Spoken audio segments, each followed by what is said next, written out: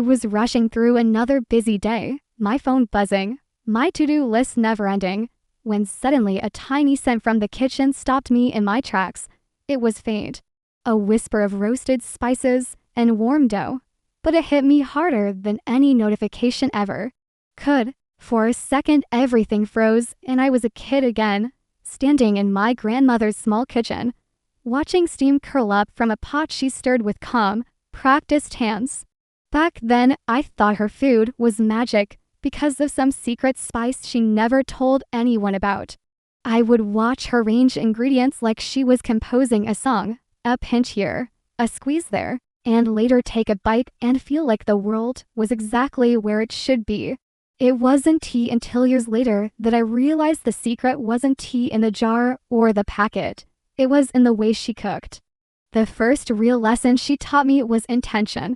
One rainy afternoon, I asked, "Why does your curry feel like a hug?" She smiled and said, "When you cook with love, you season it with peace."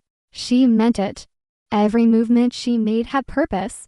The way she stirred slowly, the way she tasted and nodded, the way she set little pieces of the meal aside for someone who couldn't come. That intention folded into every bite and reached somewhere deeper than the mouth. It reached the heart. Then there was patience. My attempt to roll perfect flatbreads ended in lopsided circles and frustration. She took my messy dough, patted it gently, and said, "Rushing ruins both dough and days." She showed me how to rest the dough, how to wait for it to come together, how sometimes the waiting mattered more than the doing. That calmness, the refusal to hurry even when time was scarce, taught me that food made slowly carries a different kind of warmth than food made in a hurry. Comfort was another invisible ingredient. Her kitchen smelled like belonging, with smoke, cumin, a hint of citrus. Those smells were anchors. One bite of her dish could dissolve an argument, quiet a restless evening, or make a bad day seem small. She never measured how much comfort she offered. She just served it with the rice. This is why Grandma's recipes feel like safety, because they come with a history of calm at the center of chaos. There was also storytelling. While chopping vegetables, she would tell stories about our family, about the first time she learned the recipe, about mistakes that turned into favorites. Each story attached a memory to the meal. By the time the food reached the plate, it wasn't just a collection of flavors. It was a chapter of history you could taste. That narrative gave the food context.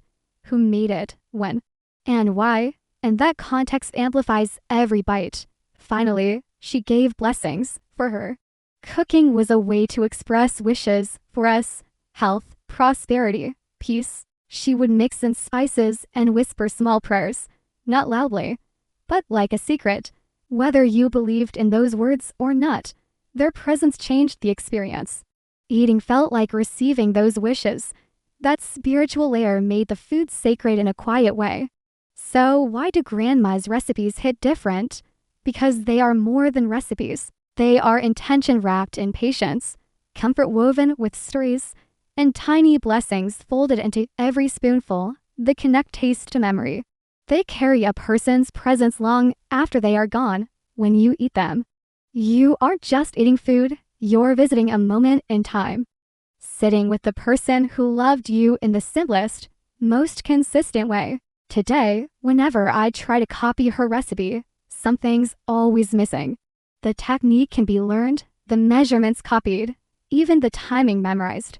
But you can't copy a lifetime of small and hurried gestures, or the exact way someone breathes love into what they make. What I can do is close my eyes, take a breath of the steam rising from the pot, and feel her there for a second. That's why one bite can make you laugh, cry, and breathe easier all at once. If you have a grandma's recipe too, keep it. Cook it slowly. Tell the stories that go with it. And when you pass it on, pass not just the steps, but the reasons behind them, the patience, the intention, the tiny prayers. That's how the taste keeps hitting different, generation after generation.